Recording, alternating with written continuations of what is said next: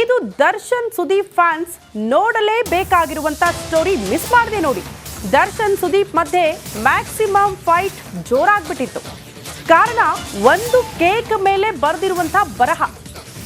ಬಾಸಿಸಂ ಕಾಲ ಮುಗಿತು ಏನಿದ್ರು ಮ್ಯಾಕ್ಸಿಮಮ್ ಕಾಲ ಶುರುವಾಯಿತು ಅಂತ ಕೇಕ್ ಮೇಲೆ ಬರೆದಿರುವಂತ ಬರಹ ದೊಡ್ಡ ಮಟ್ಟದ ವಿವಾದ ಸೃಷ್ಟಿಯಾಗ್ಬಿಟ್ಟಿತ್ತು. ಅಭಿಮಾನಿಗಳಲ್ಲಿ ಗೊಂದಲ ಸೃಷ್ಟಿಯಾಗ್ಬಿಟ್ಟಿತ್ತು. ಈ ಗೊಂದಲಕ್ಕೆ ಈಗ ಸ್ವತಃ ಚಕ್ರವರ್ತಿ ಕಿಚ್ಚ ಸುದೀಪ್ ಅವರೇ ಸ್ಪಷ್ಟೀಕರಣ ಕೊಟ್ಟಿದ್ದಾರೆ.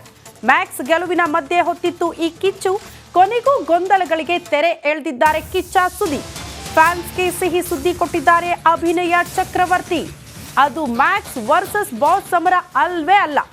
ದರ್ಶನ್ ನನ್ನ ಮಧ್ಯೆ ಯಾವ ತಿಕ್ಕಾಟವೂ ಇಲ್ಲ ಅಂತ ಸ್ಪಷ್ಟೀಕರಣ ಕೊಟ್ಟಿದ್ದಾರೆ. ಪ್ರತಿ ಕಲಾವಿದ ನನಗೂ ದರ್ಶನ್ಗೂ ಏನಿಲ್ಲ ಸರ್. ಬಹಳ ಕಷ್ಟಪಟ್ಟು ಅವರು ಮೇಲೆ ಬಂದಿದ್ದಾರೆ. ಕಷ್ಟಪಟ್ಟು ಪ್ರತಿ ಕಲಾವಿದರು ಬಂದಿದ್ದಾರೆ.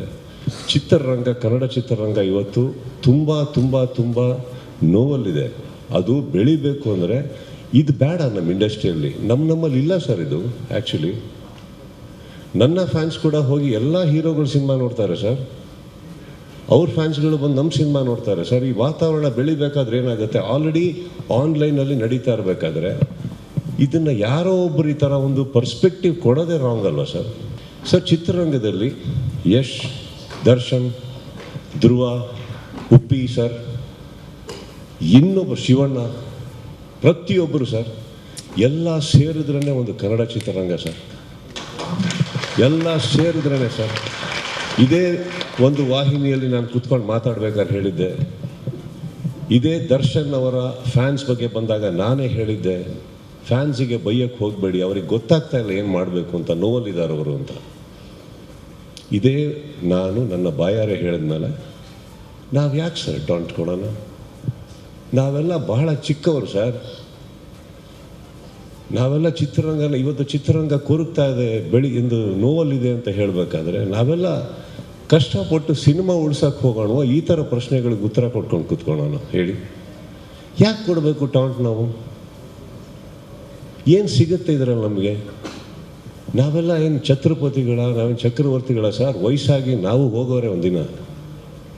ಬದುಕಿರ್ಬೇಕಾದ್ರೆ ಒಂದು ಸಿನಿಮಾ ನಮ್ಮ ಕೈ ಹಿಡಿದಿರ್ಬೇಕಾದ್ರೆ ಬೆಳೆಯೋಣ, ಆಸೆ ಪಡೋಣ, ಇನ್ನಷ್ಟು ಒಳ್ಳೆ ಚಿತ್ರ ಮಾಡೋಣ ಅಂತ ಇರಬೇಕಾದ್ರೆ ನಿಮ್ಮಂಥವ್ರು ಬಂದು ನಮ್ಮನ್ನು ಪ್ರಶಂಸಿಸಿದಾಗ ಖುಷಿ ಪಡೋಣ ಅಂತ ಹೋದರೆ, ಸ್ವಲ್ಪ ರಿವೈಂಡ್ ಮಾಡಿದ್ರೆ ಆ ಹುಡುಗ ಎಲ್ಲಿ ಮಾತಾಡಿದ್ದು ಅನ್ನೋದು ಕ್ಲೀನಾಗಿ ಗೊತ್ತಾಗುತ್ತೆ ಅಲ್ವೇ? ಯಾಕೆ ಯಾರಿಗನ್ನ ಟಾಂಟ್ ಕೊಡೋಣ ಸರ್? ಅವ್ರು ಯಾರಿಗೆ ಟಾಂಟ್ ಕೊಡ್ತಾ ಇದ್ದೀವೋ ಅವರು ನನ್ನ ಸಹೋದರನ ಥರ ಇದ್ದವರು ಸರ್. ಅವರು ಯಶ್ಗೆ ಯಶ್ ಬಾಸ್ ಅಂತ ಕರೆಯಲ್ವಾ? ಧ್ರುವಂಗೆ ಧ್ರುವ ಬಾಸ್ ಅಂತ ಕರೆಯಲ್ವಾ? ಶಿವಣ್ಣ ಬಾಸ್ ಅಂತ ಅನ್ನಲ್ವಾ? ಎಲ್ಲರಿಗೂ ಅವರವ್ರ ಫ್ಯಾನ್ಸ್ಗಳು ಹಾಗೆ ಕರೀತಾರೆ. ಉಪ್ಪಿ ಬಾಸ್ ಅನ್ನಲ್ವಾ? ಹೇಳಿ. ಈ ಬಗ್ಗೆ ಮತ್ತಷ್ಟು ಡೀಟೇಲ್ಸ್ ಅನ್ನ ಕೊಡೋದಕ್ಕೆ ನನ್ನ ಸಹೋದ್ಯೋಗಿ ರೋಜಾ ನೇರ ಸಂಪರ್ಕದಲ್ಲಿ ಜಾಯ್ನ್ ಆಗ್ತಿದ್ದಾರೆ. ರೋಜಾ, ಕನ್ನಡ ಇಂಡಸ್ಟ್ರಿಯಲ್ಲಿ ಈ ಅಭಿಮಾನಿಗಳ ಅಥವಾ ಫ್ಯಾನ್ಸ್ ವಾರ್ ಅಂತ ಏನು ಕರಿತೀವಿ, ಇತ್ತೀಚೆಗೆ ಅದು ಜಾಸ್ತಿ ಆಗ್ಬಿಟ್ಟಿತ್ತು. ಒಬ್ಬ ದಿಟ್ಟ ನಾಯಕ ಈ ರೀತಿಯ ಮೆಸೇಜ್ ಕೊಟ್ರೆ ಅಭಿಮಾನಿಗಳು ಒಗ್ಗೂಡಿ ಕನ್ನಡ ಚಿತ್ರಗಳು ಕೂಡ ಬೆಳೆಯೋದಕ್ಕೆ ಸಹಾಯ ಆಗುತ್ತೆ. ಮೋಸ್ಟ್ಲಿ ಇದು ಮಹತ್ವದ ಸಂದೇಶ ಅಂತ ಭಾವಿಸಬಹುದಾ ಕಿಚ್ಚ ಸುದೀಪ್ ಅವರಿಂದ? ಹೌದು ಶ್ರುತಿ, ಖಂಡಿತವಾಗಿಯೂ ನೀವು ಏನು ಹೇಳಿದ್ರಿ. ಕಿಚ್ಚ ಅವರು 2 ದಿನದಿಂದ ಏನು ಚರ್ಚೆ ಆಗ್ತಾ ಇತ್ತು, ಆ ಕೇಕ್ನ ಮೇಲೆ ಬರೆದಿರುವಂತಹ 2 ಸಾಲುಗಳು ಸಾಕಷ್ಟು ಚರ್ಚೆಗೆ ಗ್ರಾಸ ಆಗಿತ್ತು. ಕಿಚ್ಚ ಮತ್ತು ದರ್ಶನ್ ಅವರ ಮಧ್ಯೆ ಏನಾದರೂ ಮನಸ್ತಾಪ ಇದೆಯಾ ಅನ್ನುವಂಥ ಒಂದಷ್ಟು ಡೌಟ್ಸ್ ಕೂಡ ಇತ್ತು. ಆದರೆ ಸುದೀಪ್ ಅದಕ್ಕೆ ತೆರೆ ಎಳೆಯುವಂತಹ ಕೆಲಸವನ್ನು ಮಾಡಿದ್ದಾರೆ. ಏನು ನನ್ನ ಹುಡುಗ ಅಂತ ಏನಿದ್ದಾನೆ, ಅಂದರೆ ನನ್ನ ಆಪ್ತ ಏನಿದ್ದಾನೆ, ಆತ ಮ್ಯಾಕ್ಸ್ ಸಿನಿಮಾವನ್ನು ನೋಡಿಕೊಂಡು ಅದಾದ ನಂತರ ಬರ್ತಾ ವಾಪಸ್ ನನ್ನನ್ನು ಮೀಟ್ ಮಾಡೋಕ್ಕೆ ಬಂದಿರ್ತಾರೆ. ಆ ಒಂದು ಸಂದರ್ಭದಲ್ಲಿ ಕೇಕ್ ಮೇಲ್ಗಡೆ ಮ್ಯಾಕ್ಸ್ ಸಿನಿಮಾ ಮಾಸ್ ಆಗಿರೋದ್ರಿಂದ ಈಗ ಬಾಸಿಸಂ ಕಾಲ ಮುಗಿತು, ಮ್ಯಾಕ್ಸಿಸಂ ಮಾಸ್ ಕಾಲ ಶುರುವಾಯಿತು ಅನ್ನುವಂತಹ ಬರಹವನ್ನ ಬರ್ದ್ಕೊಂಡು ತಂದಿರ್ತಾನೆ. ಅದರ ಅರ್ಥ ಬಾಸ್ ಅಂತ ಅಂದ್ರೆ ನಾನು ನಮ್ಮ ಅಪ್ಪಂಗೆ ಬಾಸ್ ಅಂತ ಕರಿತೀನಿ. ಬಾಸ್ ಅಂತ ಅಂದ್ರೆ ದರ್ಶನ್ ಒಬ್ರೇನ ಇರೋದು?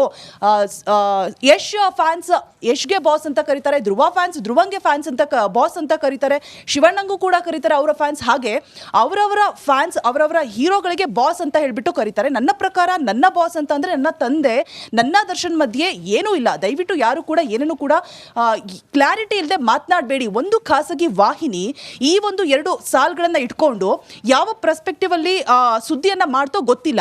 ಕಿಚ್ಚ ಸುದೀಪ್ ಅವರು ಈ ರೀತಿಯಾಗಿ ಟಾಂಗ್ ಕೊಟ್ರ ದರ್ಶನ್ ಅವರಿಗೆ ಅನ್ನುವಂತಹ ಒಂದು ಸುದ್ದಿಯನ್ನ ಪ್ರಸಾರ ಮಾಡುತ್ತೆ. ಸೊ ಇದರಿಂದಾಗಿ ನನ್ನ ಆಪ್ತನಿಗೆ ತೊಂದರೆ ಆದ್ರೆ ಆ ವಾಹಿನಿ ಬಂದು ನಿಂತ್ಕೊಳ್ಳುತ್ತಾ ಅನ್ನುವಂತಹ ಪ್ರಶ್ನೆಯನ್ನು ಕೂಡ ಕಿಚ್ಚ ಸುದೀಪ್ ಅವರು ಹಾಕಿದ್ದಾರೆ. ನಾನು ನನ್ನ ಗೆಳೆಯನಿಗೆ ಯಾವುದೇ ರೀತಿಯಾದಂತಹ ತೊಂದರೆಯನ್ನ ಆಗೋದಿಕ್ಕೆ ಬಿಡೋದಿಲ್ಲ, ಅದಕ್ಕೋಸ್ಕರ ನಾನು ಕ್ಲಾರಿಫಿಕೇಶನ್ ಅನ್ನ ಕೊಡ್ತಾ ಇದ್ದೀನಿ. ನಾನು ದರ್ಶನ್ ಆಪ್ತರಾಗಿದ್ವಿ, ಈಗಲೂ ಕೂಡ ಚೆನ್ನಾಗಿದ್ದೀವಿ, ನನ್ನ ಅವರ ಮಧ್ಯೆ ಏನೂ ಇಲ್ಲ. ಕನ್ನಡ ಇಂಡಸ್ಟ್ರಿ ಬೆಳಿಬೇಕು, ಅದನ್ನು ಬಿಟ್ಬಿಟ್ಟು ಈ ರೀತಿ ಟಾಂಗ್ ಕೊಡುವಂತಹ ಒಂದು ಕೆಳಮಟ್ಟಕ್ಕೆ ನಾನು ಹೋಗೋದಿಲ್ಲ, ನನಗೆ ಅದು ಬೇಕಾಗದೇ ಇರುವಂತಹ ವಿಚಾರ ಅನ್ನುವಂತಹ ಒಂದು ಕ್ಲಾರಿಫಿಕೇಶನ್ ಅನ್ನ ಕೊಟ್ಟಿದ್ದಾರೆ. ಜೊತೆಗೆ ಯಾಕೆ ಈ ರೀತಿಯಾಗಿ ಏನೋ ಒಂದು ಕ್ಲಾರಿಫಿಕೇಶನ್ ಇಲ್ಲದೆ ಈ ರೀತಿ ಸುದ್ದಿ ಪ್ರಸಾರ ಮಾಡ್ತೀರಾ, ಅದು ತಪ್ಪು ಅನ್ನುವಂಥದ್ದನ್ನು ಕೂಡ ಕಿಚ್ಚ ಸುದೀಪ್ ಅವರು ಹೇಳಿರುವಂಥದ್ದು. ಹಾಗೆ ಏನು ಪ್ರಶ್ನೆಯನ್ನು ಕೇಳೋದಕ್ಕೆ ತಡಬಡಾಯಿಸ್ತಾರೆ ಒಬ್ರು ವರದಿಗಾರರು, ಅವರಿಗೆ ಹೇಳ್ತಾರೆ ನೀವು ಏನು ಕೇಳಬೇಕು ಅನ್ಕೊಂಡಿದ್ದೀರಾ ಅದನ್ನ ನೇರವಾಗಿ ಕೇಳಿ, ಸುತ್ತಿ ಬಳಸಿ ಕೇಳುವಂಥದ್ದು ಬೇಡ, ನೀವು ಆ ಥರ ಮಾಡಿದಾಗಲೇ ಜನಗಳಿಗೆ ಕ್ಲಾರಿಟಿ ಸಿಗೋದಿಲ್ಲ ಅಂತ ಹೇಳ್ಬಿಟ್ಟು ಪ್ರಶ್ನೆ ಕೇಳುವಂತಹ ಸಂದರ್ಭದಲ್ಲಿ ನಾನು ಆನ್ಸರ್ ಮಾಡಿದ್ದನ್ನಷ್ಟೇ ತೆಗೆದುಕೊಂಡ್ಬಿಟ್ಟು ಇನ್ನೇನೋ ಸುದ್ದಿ ಪ್ರಸಾರ ಆಗೋದು ಬೇಡ ಅಂತ ಹೇಳ್ಬಿಟ್ಟು ಮೈಕನ್ನು ಕೂಡ ಕೊಡ್ಲಿಕ್ಕೆ ಹೇಳ್ತಾರೆ. ಸೊ ಈ ರೀತಿಯಾಗಿ ಕಿಚ್ಚ ಅವರು ದರ್ಶನ್ ಮತ್ತೆ ನನ್ನ ಮಧ್ಯೆ ಯಾವುದೇ ರೀತಿಯಾದಂತಹ ಮನಸ್ತಾಪ ಇಲ್ಲ, ನಾನು ಯಾವ ಹೀರೋಗಳಿಗೂ ಕೂಡ ಟಾಂಗ್ ಕೊಡುವಂತಹ ಕೆಲಸವನ್ನ ಮಾಡಿಲ್ಲ, ಕನ್ನಡ ಚಿತ್ರರಂಗ ಬೆಳಿಬೇಕು, ನಾವೆಲ್ಲರೂ ಕೂಡ ಚೆನ್ನಾಗಿದ್ದೀವಿ, ದಯವಿಟ್ಟು ನೀವು ಏನು ಇಲ್ಲದೆ ಇರೋದನ್ನ ಇದೆ ಅಂತ ಹೇಳ್ಬಿಟ್ಟು ಕ್ರಿಯೇಟ್ ಮಾಡಬೇಡಿ, this are all very petty things, so leave it gone ಅಂತ ಹೇಳ್ಬಿಟ್ಟು ಕಿಚ್ಚ ಸುದೀಪ್ ಅವರು ಕ್ಲಾರಿಟಿಯನ್ನ ಕೊಟ್ಟಿದ್ದಾರೆ. ಶ್ರುತಿ. ಓಕೆ ರೋಜಾ, ಧನ್ಯವಾದಗಳು ತಮ್ಮೆಲ್ಲ ಮಾಹಿತಿಗೆ. ಯಶ್ ದರ್ಶನ್ಗೂ ಏನಿಲ್ಲ ಸರ್, ಬಹಳ ಕಷ್ಟಪಟ್ಟು ಅವರು ಮೇಲೆ ಬಂದಿದ್ದಾರೆ, ಕಷ್ಟಪಟ್ಟು ಪ್ರತಿ ಕಲಾವಿದರು ಬಂದಿದ್ದಾರೆ. ಚಿತ್ರರಂಗ, ಕನ್ನಡ ಚಿತ್ರರಂಗ ಇವತ್ತು ತುಂಬ ತುಂಬ ತುಂಬ ನೋವಲ್ಲಿದೆ. ಅದು ಬೆಳಿಬೇಕು ಅಂದರೆ ಇದು ಬೇಡ ನಮ್ಮ ಇಂಡಸ್ಟ್ರಿಯಲ್ಲಿ, ನಮ್ಮಲ್ಲಿ ಇಲ್ಲ ಸರ್ ಇದು.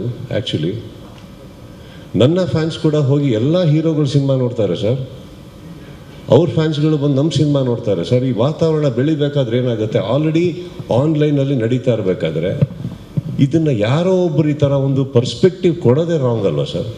ಸರ್ ಚಿತ್ರರಂಗದಲ್ಲಿ ಯಶ್, ದರ್ಶನ್, ಧ್ರುವ, ಉಪ್ಪಿ ಸರ್, ಇನ್ನೊಬ್ಬರು ಶಿವಣ್ಣ, ಪ್ರತಿಯೊಬ್ಬರು ಸರ್, ಎಲ್ಲ ಸೇರಿದ್ರೇ ಒಂದು ಕನ್ನಡ ಚಿತ್ರರಂಗ ಸರ್, ಎಲ್ಲ ಸೇರಿದ್ರೇ ಸರ್. ಇದೇ ಒಂದು ವಾಹಿನಿಯಲ್ಲಿ ನಾನು ಕೂತ್ಕೊಂಡು ಮಾತಾಡ್ಬೇಕಾದ್ರೆ ಹೇಳಿದ್ದೆ, ಇದೇ ದರ್ಶನ್ ಅವರ ಫ್ಯಾನ್ಸ್ ಬಗ್ಗೆ ಬಂದಾಗ ನಾನೇ ಹೇಳಿದ್ದೆ, ಫ್ಯಾನ್ಸಿಗೆ ಬೈಯಕ್ಕೆ ಹೋಗಬೇಡಿ, ಅವ್ರಿಗೆ ಗೊತ್ತಾಗ್ತಾ ಇಲ್ಲ ಏನು ಮಾಡಬೇಕು ಅಂತ, ನೋವಲ್ಲಿದ್ದಾರೆ ಅವರು ಅಂತ. ಇದೇ ನಾನು ನನ್ನ ಬಾಯಾರೆ ಹೇಳಿದ್ಮೇಲೆ ನಾವು ಯಾಕೆ ಸರ್ ಟಾಂಟ್ ಕೊಡೋಣ? ನಾವೆಲ್ಲ ಬಹಳ ಚಿಕ್ಕವರು ಸರ್,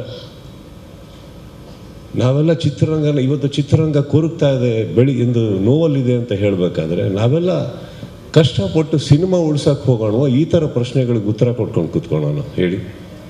ಯಾಕೆ ಕೊಡಬೇಕು ಟಾಂಟ್? ನಾವು ಏನು ಸಿಗುತ್ತೆ ಇದರಲ್ಲಿ ನಮಗೆ?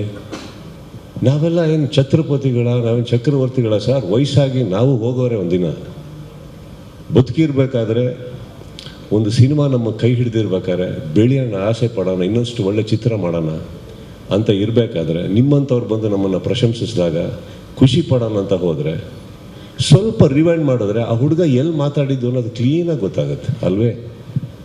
ಯಾರಿಗನ್ನ ಟಾಂಟ್ ಕೊಡೋಣ ಸರ್?